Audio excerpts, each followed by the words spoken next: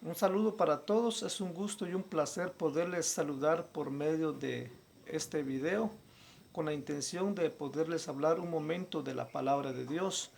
En el primer video que grabé hablé acerca del momento cuando y con quienes nace la iglesia de Jesucristo o la iglesia primitiva. Esta vez o este nuevo video quiero hablar de las características de la iglesia verdadera. Dije las características de la iglesia verdadera. Cuando hablo de las características de la iglesia verdadera, hablo las características de la iglesia de Jesucristo, las características de la iglesia primitiva. Y para eso yo quiero citarles el Evangelio de Marcos, capítulo 16, versículo 15, 16 y 17, donde Jesús habla de la siguiente manera. Y les dijo, id por todo el mundo, predicad el Evangelio a toda criatura. El que creyere y fuere bautizado será salvo, mas el que no creyere será condenado. Ahí quiero yo partir esta corta meditación de la palabra de Dios que le he titulado las características de la iglesia verdadera. Eh, las características de la iglesia verdadera es la misma característica que adoptó la iglesia de Jesucristo o la iglesia primitiva desde sus inicios. En el primer video hablé acerca cuándo nace la iglesia de Jesucristo, dónde y con quiénes, y dije que nacía o que nació con Jesucristo mismo y sus 12 apóstoles. Ahora quiero hablar las características de la verdadera iglesia en nuestro tiempo actual. Sabemos que la iglesia verdadera es la iglesia que anduvo con Jesús, guardó la doctrina de Jesús, eh, predicó a Jesús y anduvo en los mandamientos de Jesús. Pero ahora quiero enfocarme las características de la verdadera iglesia en nuestro tiempo actual, en pleno siglo XXI. Dije que las mismas características que adoptó la iglesia primitiva o la iglesia de Jesucristo, valga la redundancia, son las mismas características que debe aportar la iglesia verdadera o la iglesia de Jesús. No se vale decir que nosotros somos la iglesia verdadera. No se vale decir ellos son la iglesia verdadera. Eh, Quiero decirle que permitamos que la Biblia, la palabra de Dios, nos diga cuál es la iglesia verdadera, porque lo que hace a la iglesia verdadera o quien hace a la iglesia verdadera es mismo Jesucristo, el Espíritu de Dios o el Espíritu Santo y su palabra. Eso es lo que caracteriza a la verdadera iglesia. Yo quiero tocar tres puntos muy esenciales y muy importantes que lo encuentro en el Evangelio de Marcos, en el pasaje que leí donde dice que id y predicad el Evangelio a toda criatura. El que creyere y fuere bautizado, este será salvo. Ahí yo noto tres puntos muy importantes que debe adoptar la iglesia verdadera de Jesús o la iglesia verdadera en nuestro tiempo actual, porque yo considero que hay duda, la gente muchas veces confunde quién será, dónde está, cuál es y todo. Eso sucede. Entonces para ello quiero hacer algunas aclaraciones. Este video no me va a alcanzar para detallar todo, pero seguiré haciendo otros videos para que vayamos complementando uh, a cabalidad las características de la verdadera iglesia. Entonces en el pasaje que leí hay tres puntos muy importantes. Número uno, creer. Número dos, bautizarse. Número tres, predicar el evangelio. Pero quiero empezar con el primer término que es creer. Es uno de los puntos muy fundamentales.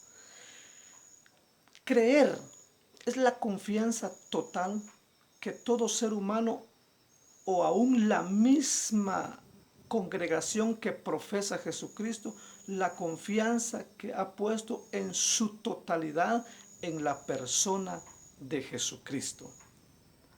Entonces, para ser parte de la iglesia es indispensable, fundamental e importante en su totalidad a que todo hombre, toda mujer, todo ser humano, toda congregación crea en su totalidad en la persona de Jesucristo. Es decir, acepte en su totalidad a Jesucristo, no una parte de Jesucristo, no los ojos nada más, no los pies nada más, no un cabello nada más, no solamente sus promesas, no, en su totalidad, desde la coronilla de su cabeza hasta la planta de sus pies. Es importante para que nosotros seamos parte de la iglesia verdadera, aceptarlo a Él en su totalidad.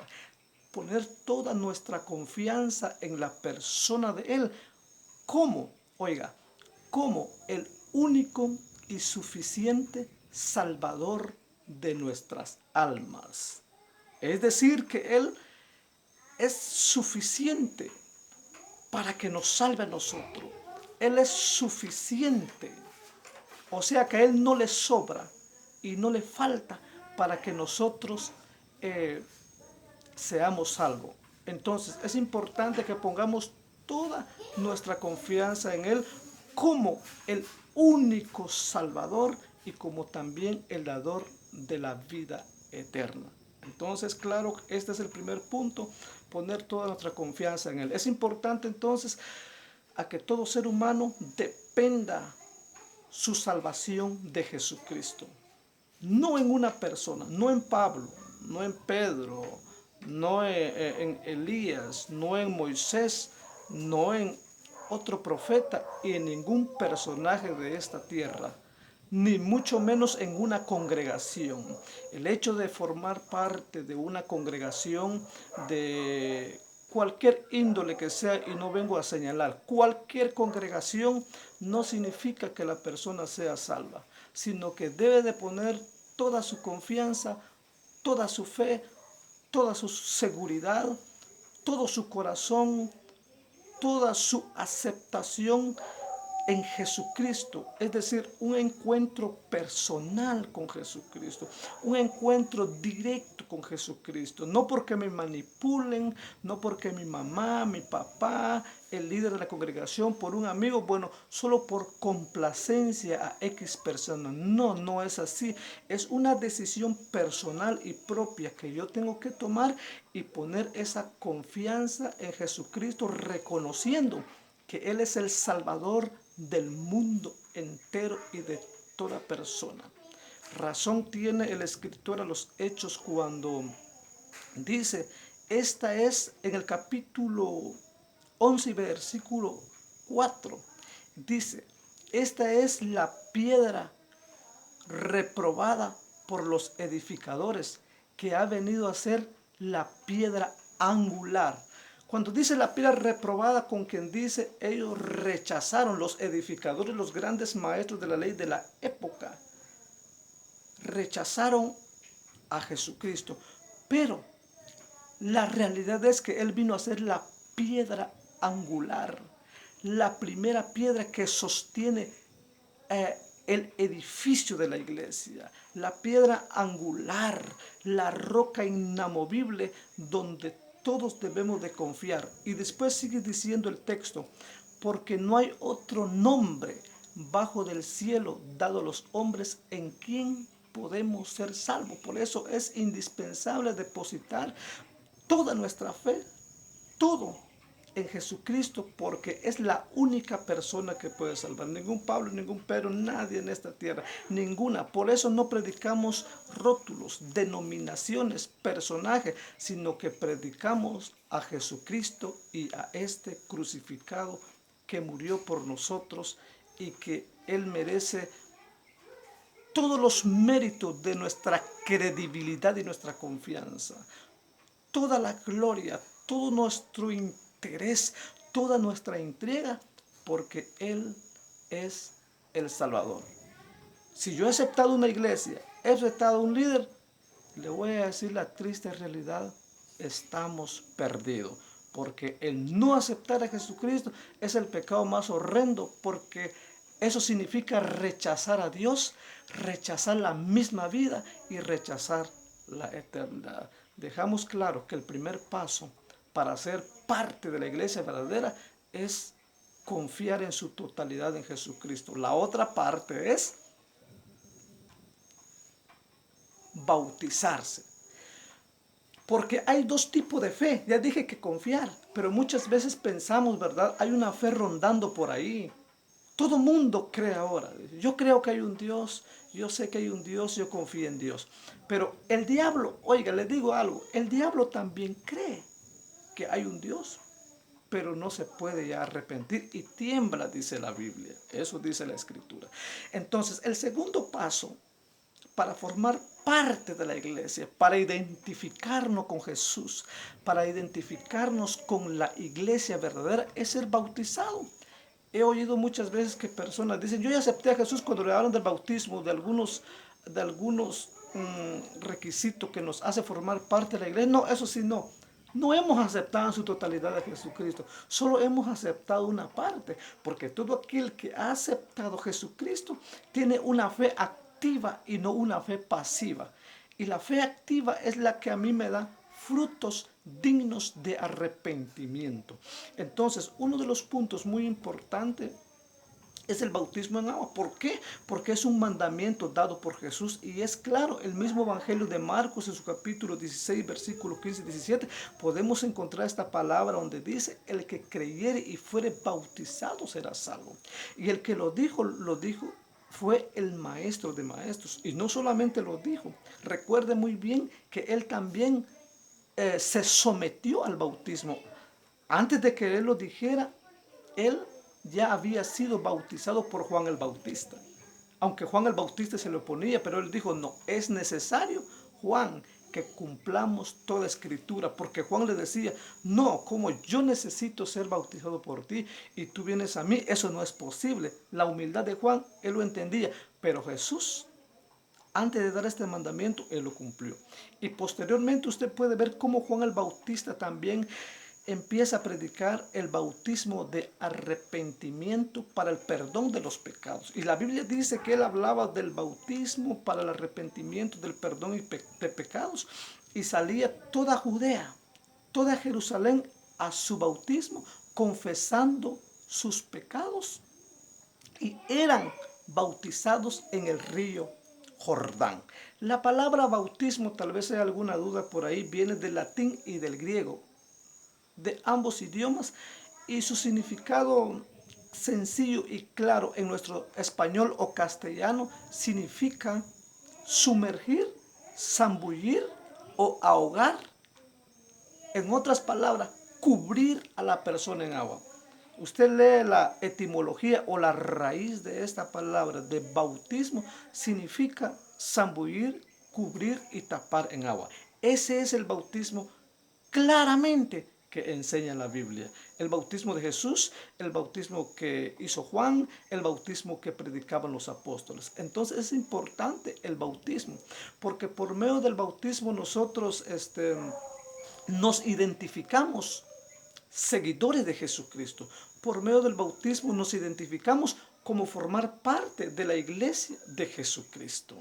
Es como un casamiento, un compromiso que nosotros hacemos públicamente al aire libre ante el testigo de muchos, mostrando nuestra obediencia, que es consecuencia de la salvación y la fe que ya lo tuvimos cuando aceptamos a Jesucristo. Entonces ahí tenemos que notar algo también. No significa que el bautismo me va a salvar, pero sí es consecuencia y evidencia de que yo acepté a Jesucristo. El ladrón fue a la cruz y por ladrón estaba ahí, no había sido bautizado, no había cumplido ningún mandamiento, pero le dice a Jesús, Padre, o le dice, acuérdate de mí cuando vengas en tu reino. Y Jesús le dice, desde ahora te prometo que estarás conmigo en el paraíso. Entonces, en ese momento él fue salvo. ¿Pero por qué? porque tuvo un arrepentimiento. Entonces, antes del bautismo debe haber un arrepentimiento, debe haber una salvación, una confesión de fe después del bautismo. Entonces, sucesivamente nosotros empezamos a manifestar la vida nueva que tenemos en Jesús después de haber creído. Es importante el bautismo, es fundamental, es parte de la salvación, es parte de la salvación, evidencia de la salvación.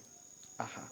Pero si yo digo, yo no me quiero bautizar como rebelde y berrinchudo, entonces está en tela de duda a que la persona que no se quiera bautizar haya aceptado a Jesucristo. Ha aceptado una parte, pero no sus mandamientos, no su palabra. Entonces, dejamos claro que el bautismo sumergido en agua que enseña la Biblia es una característica también de la iglesia verdadera de Jesús.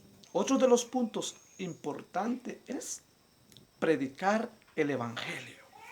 Es uno de los puntos fundamentales que quiero tocar ese tema en otro video también. Es la gran visión de Dios. Visión que nace del cielo, visión que nace del Padre, visión que nace de Cristo, visión en el Espíritu y visión en los apóstoles. Entonces, predicar el Evangelio. Eso lo ordenó Jesús y les dice, por lo tanto, id. En el Evangelio de Mateo, en su capítulo 28, versículo 18, 19 y 20, el Evangelio nos habla claramente, la escritura del Evangelio dice, id y haced discípulos de mí a todas las naciones. Oiga, haced discípulos de mí a todas las naciones, bautizándoles en el nombre del Padre, del Hijo y del Espíritu Santo. En otras palabras, haced discípulos, traigan personas, prediquen el Evangelio y enseñándoles que guarden todas las cosas que yo les he hablado. Miremos acá algo muy importante, muy especial. Jesús envía a su iglesia, a los 12, a todos, a predicar el Evangelio. He dicho yo que tal vez alguna persona dirá, pues ese es mi problema, ya no me hablen del Evangelio. Yo quiero decir así con un poco de tristeza, con un poco, no sé, pero quiero decir, el problema ese que tiene el mundo es nuestro problema. Porque recuerde que el Evangelio que se predica no lo mandó Pablo, no lo mandó Pedro, no nació de ellos, sino que nació de nuestro Padre Celestial, el autor y creador de la vida. Por lo tanto, es mi problema si yo no lo hago. El problema del mundo viene a ser mi problema. Cumplido con esa misión, resolvemos nuestro problema. El problema del mundo ya queda a criterio de ellos si no quiere aceptar a Jesucristo. Entonces, pero sí, uno de los grandes mandamientos de Jesús es predicar el Evangelio a toda criatura, a ser discípulo. ¿Qué es el Evangelio? El Evangelio también, sus etimologías o sus raíces vienen del griego y significa buenas nuevas, buenas noticias o lindas noticias. ¿Y cuál es esa noticia? Es que Jesucristo vino al mundo a revelar al Dios Padre, a revelar a Dios. Vino al mundo, estuvo en el mundo para establecer su reino, fue a la cruz y murió, pero resucitó al tercer día. Ese es el Evangelio que todo cristiano, que todo líder, que toda iglesia debe predicar. Yo he dicho algo, debemos ser cristocéntricos, predicar la palabra, traer a la gente. Y no solamente esa es la característica de la iglesia verdadera, de predicar, discipular y traer a la gente. Y dice más adelante el Evangelio de Mateo en el versículo 19, enseñándoles que guarden las cosas que yo les he hablado. Es decir, traer a la gente y también enseñarle la palabra, enseñarle la doctrina, enseñarle al Cristo verdadero, enseñarle la palabra, enseñarle esa palabra profética, perfecta, segura, sin mancha. Esa palabra es muy importante a que nosotros también los enseñemos. 3 características de la iglesia que nosotros debemos de adoptar, presentar a Jesucristo. Las buenas nuevas es que Jesucristo vino al mundo a visitarnos. Es que Él dio su vida, murió y resucitó al tercer día, manifestando la eternidad de la vida, de la esperanza de vida eterna. Eso solamente se puede revelar, se puede manifestar en todo ser humano y en una iglesia por una relación personal, una revelación conectándose, aceptando a Jesucristo entre Él y yo, entre tú y yo, en otras palabras, entre Cristo y nosotros. Por eso debemos de predicar el Evangelio de Jesucristo. Debemos de ser cristocéntrico. La iglesia de Jesucristo fue cristocéntrico. Dije, no vamos a predicar rótulos. Nuestra tarea no es predicar rótulos. No es acumular iglesias. Tanto así. Tal vez estoy siendo un poco extremista, pero no es mi punto. Sino que nuestro interés es llevar al Jesucristo completo. No predicar personas, no predicar a líderes, no predicar mi iglesia, mi misión, mi ministerio. Fíjese, somos muy egoístas. Muchas veces predicamos obras, predicamos misiones y Cristo pueda que no está ahí y tal vez nosotros nos estamos llamando somos la verdadera iglesia. Demostremos si somos la verdadera iglesia. A mí me llama mucho la atención lo que Pablo dice a los Gálatas. Este hombre de verdad da una gran enseñanza inspirada por el Espíritu Santo. Y él dice, escuche esas palabras. Si nosotros mismos, dice Pablo, la profundidad del Evangelio, para mí es sencillo entenderlo claro.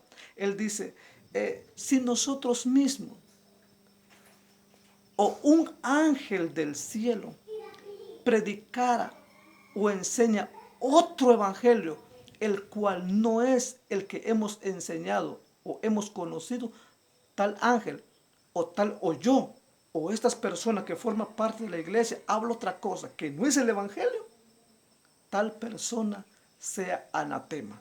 En otras palabras, sea maldito. Oiga, el apóstol Pablo estaba muy apegado al evangelio, a la palabra. Por eso él dice en una de sus cartas, ya no vivo yo, porque Cristo vive en mí. En él no había ego, en él no había otro interés. Él no predicó ni a un ángel, él no predicaba ni a hombres, él no se predicaba ni a él mismo, sino que él predicaba el santo evangelio verdadero y correctamente como debía de ser, porque él pertenecía a la iglesia verdadera de Jesús. Queridos amigos, y quien quiera que sea oyentes, todos los que me van a ver por medio de este video, la iglesia verdadera se caracteriza por poner su fe en su totalidad en Jesús. Él no aceptar una iglesia, no aceptamos a los líderes de la iglesia, aceptamos a Jesús porque Él es el Salvador del mundo. Uno de los pecados más grandes e imperdonables es rechazar a Jesucristo y poner algo más sobre Jesucristo. No, Él es el único. Él dijo allá en el Evangelio de Juan, en su capítulo 14 y versículo 6, yo soy el camino, yo soy la verdad y yo soy la vida. Y nadie, ninguno, llegará al Padre sino por mí, dijo Él, señalándose a Él. ¿Se da cuenta? Él nos traspasa los cielos. Bendiciones y seguiremos con este video. Para mí ha sido un gusto predicar la palabra de la verdadera iglesia.